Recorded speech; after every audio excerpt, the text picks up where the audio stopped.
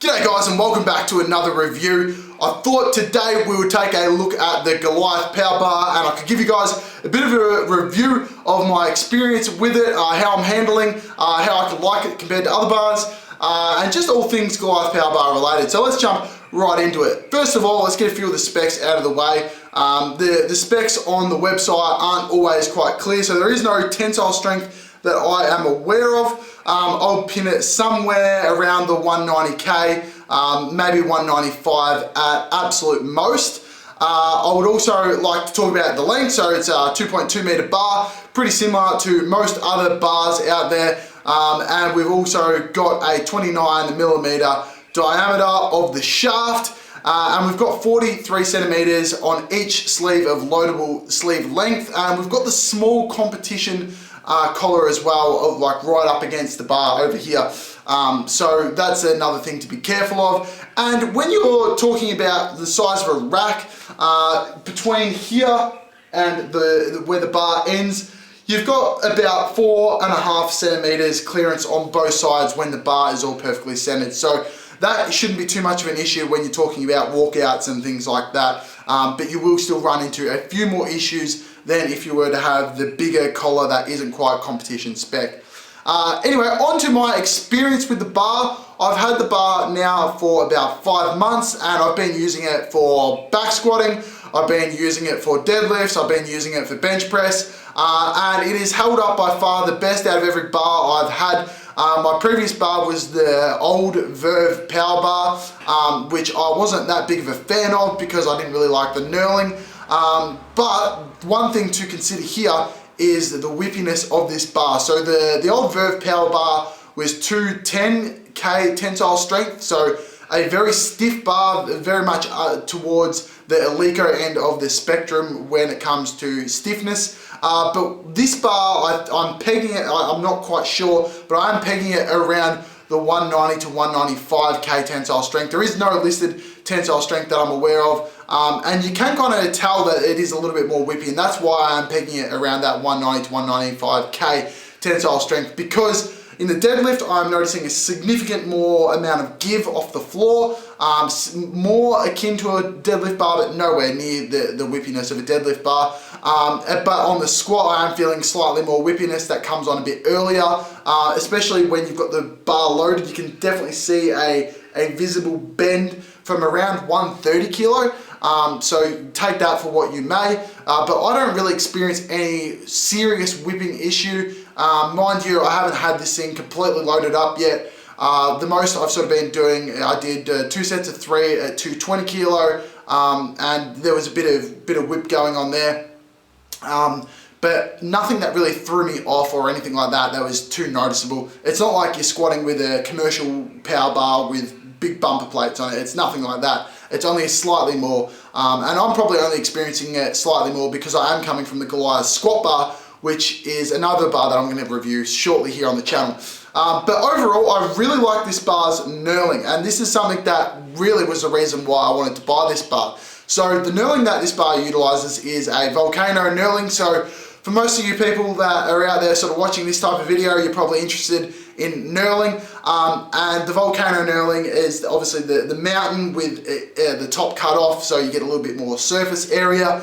And I've got the deadlift bar, I've got the squat bar and the power bar, all from Goliath, and from what I can tell, I think they all use the same knurl exactly.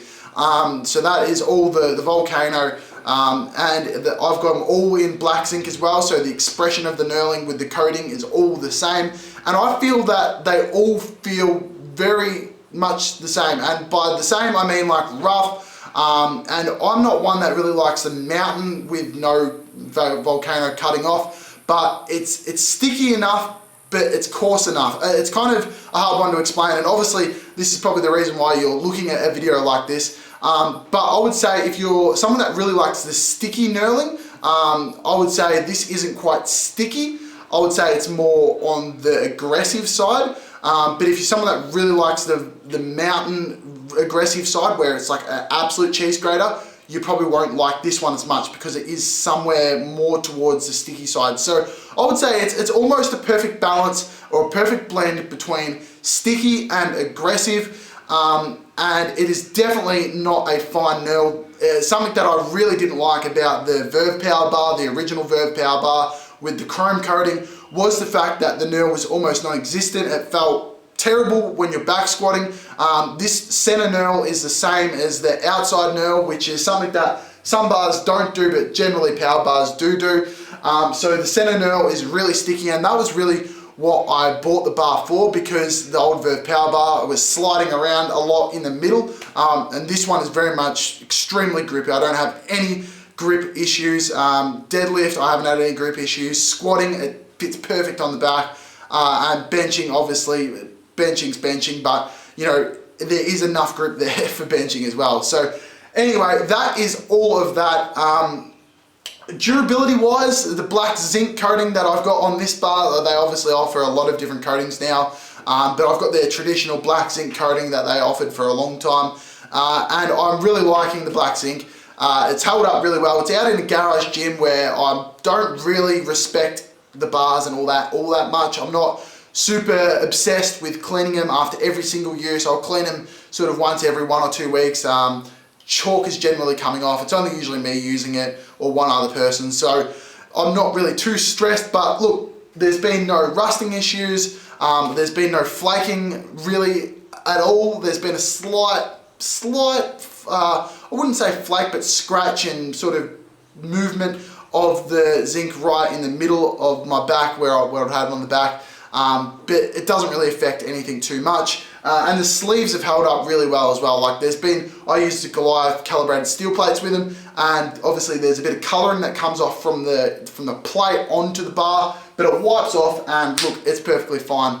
And another thing I really like about the sleeves is the little ribbing that they've got on it. So some of you guys may have that on other bars, but it's just good for a little bit of extra security and to stop the plates moving around a little bit as well, especially on warm-up sets if you don't want collars and things like that. It does hold onto the plate a little bit better.